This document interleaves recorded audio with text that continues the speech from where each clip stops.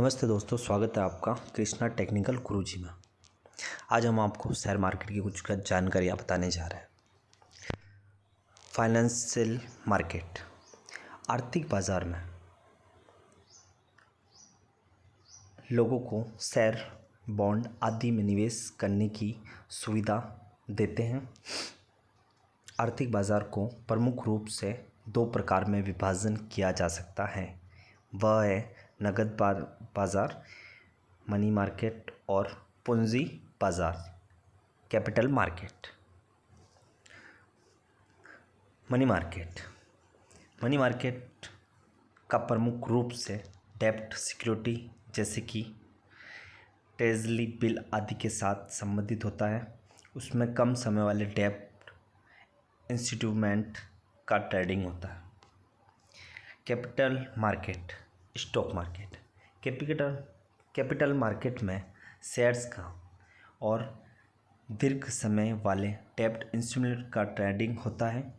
उसमें डेब्ट और शेयर इन दोनों का ट्रेडिंग किया जाता है। कैपिटल मार्केट और भी दो प्रकार बाज़ार में विभाजित किया जा सकता है। Primary market, secondary market. Primary market में कंपनी स्वयं के शेयर लोगों को निवेश करने के लिए पहली बार ऑफर करती है। यह एक ऐसा माध्यम है जिसकी मदद से औद्योगिक क्षेत्र की संख्या या कंपनी की योजनाएं के विस्तार के लिए ज़रूरी रकम जमा करते हैं। सेकेंडरी मार्केट में लिस्ट हुए शेयर का ट्रेडिंग किया जाता है। इसके लिए लोगों को एक ऐसा प्लेटफॉर्म मिलता है जहां वह शेयर, डेब्ट, डिबेंचर आदि का लेन देन करके ट्रेडिंग कर सकते हैं। आज की औद्योगिक संस्थाएं यह एक अलग उत्तम मीडियम बना है।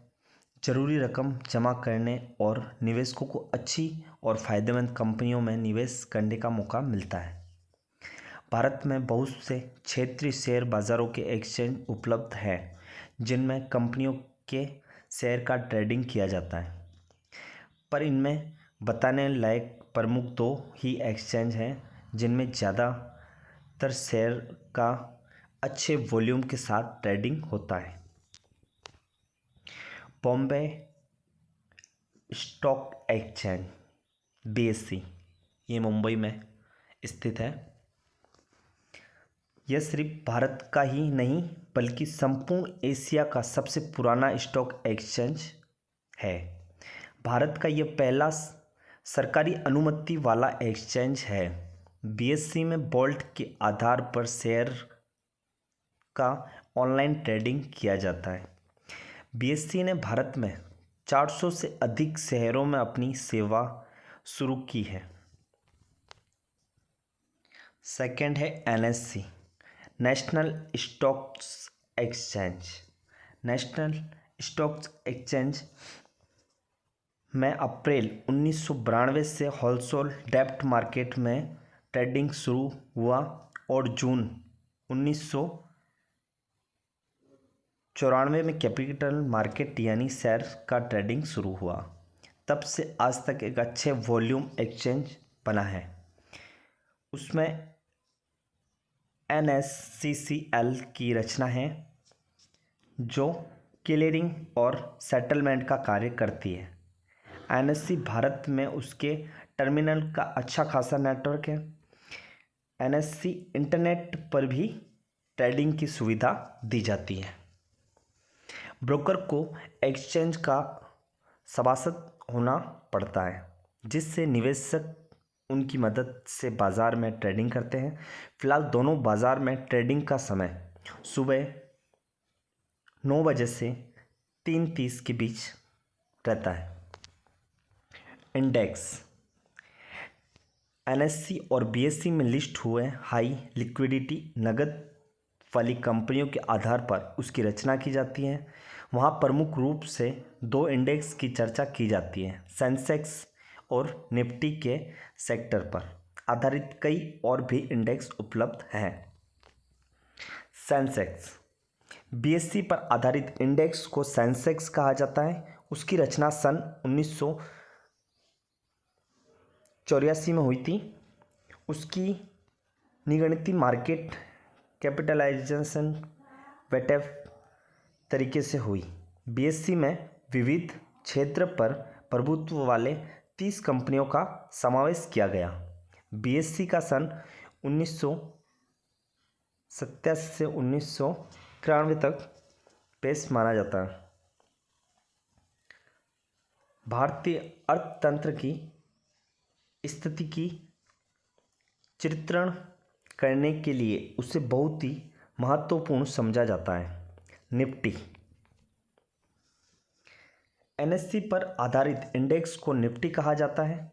एनएससी में 22 विविध क्षेत्रों में प्रभुत्व वाली 50 कंपनियों का समावेश किया जाता है। उसकी रचना बीएससी से कुछ अलग है।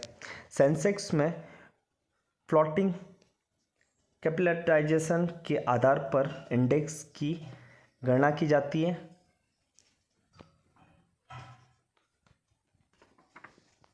जिसमें निफ्टी से एक कदम और उसकी गणना उसमें 50 शेयर्स के संपूर्ण कैपिटलाइजेशन से की जाती है। उसकी रचना सन 1994 में हुई। उसका बेस स्तर 1000 का माना जाता है। उसका उपयोग विविध कार्य जैसे फंड पोर्टफोलियो, इंडेक्स पर आधारित डेरिवेटिव्स और इंडेक्स फंड के बेंच मार्किंग के लिए किया जाता है।